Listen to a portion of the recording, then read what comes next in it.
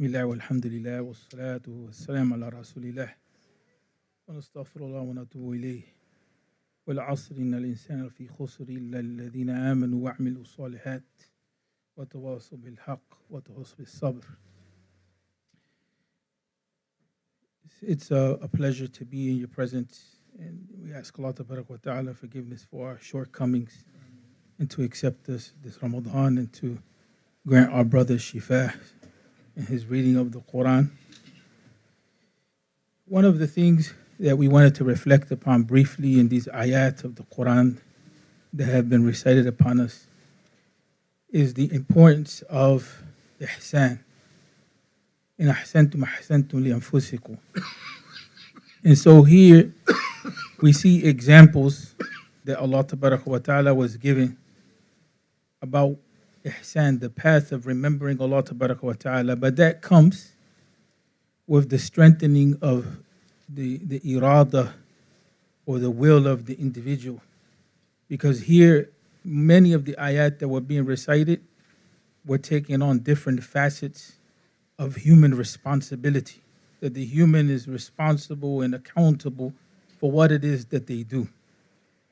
And the reality is that the month of Ramadan is that month in which we learn how to strengthen ourselves so that we can take the path of tazkiyah, the pillar itself of Ramadan, the fast of Ramadan itself.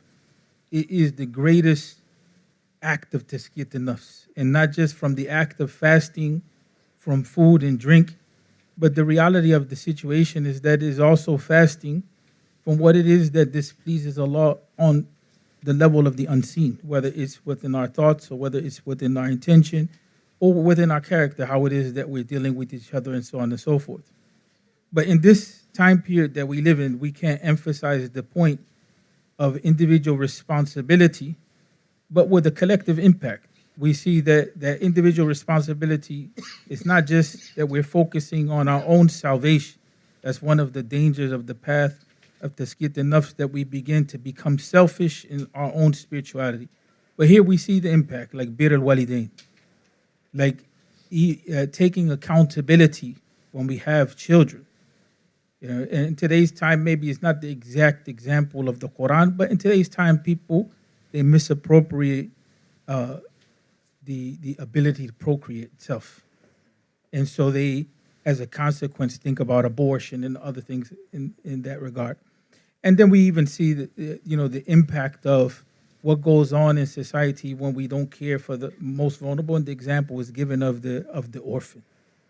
So that ihsan has to reach outside of ourselves. It has to be reach out of ourselves. We're not trying to establish ourselves. We're trying to establish the remembrance of Allah wa ta'ala. In Surah Taha, the Quran is described as something that's not coming to overwhelm us and distress us, but it's to remind us. It's to remind us of a reality that we should all know by our fitrah. And that's the reality that we're here in a relationship with Allah. And in Surah Taha, it's like Allah wa ta'ala is having a love conversation with the Prophet Muhammad himself, alayhi salatu wasalam, as he's experiencing these trials and tribulations in dealing with humanity and trying to call them to remember who Allah is and to recognize themselves before Allah. And so in that trial and tribulation of tazkiyah, we find that we are at times not remembering, that what is the purpose of life. At times we're remembering other things that distract us from the reality. So the Quran comes as a warm reminder, as an encouragement, as an inspiration, as a support. It comes as a breather of hope. It comes to intensify us in our iman in the unseen, that there is another world beyond this. There is a world of perfection. There's a world of bliss. There's a world in which we can encounter everything that we desire. But the difficulty is, can we overcome our desire as we're going through this world?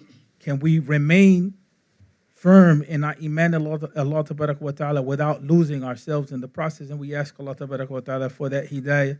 We ask Allah wa ta'ala to open our hearts to that. And we ask Allah wa ta'ala to be in perpetual remembrance and action and in mind and in heart. And we ask Allah Tabarak wa Ta'ala to accept our Ramadan, our fasting, our zakat, our sadaqah, our dhikr, our qiyam, our reading of the Quran. And we ask Allah Tabarak wa Ta'ala not to leave this Ramadan in a state worse than what we came into it, but to leave in a state of friendship. Allah Tabarak wa Ta'ala, we beg you for that reality. We ask you, Allah Tabarak wa Ta'ala, for that tawfiq that will allow us to come close to you, Allah. Allah Tabarak wa Ta'ala, we ask and we beg you for Eid to be a celebration of our seeking you, Allah Tabarak wa Ta'ala. And we ask that we taste that, Allah Tabarak wa Ta'ala, that reality. And we ask that after Ramadan, it becomes a permanent quality of who we are, Allah. We ask you not to forsake us in that, and we beg you, Allah Tabarak wa Ta'ala, to die in the state of Islam. Ameen. ونصلي ونسلم على النبي الكريم. بارك الله فيك.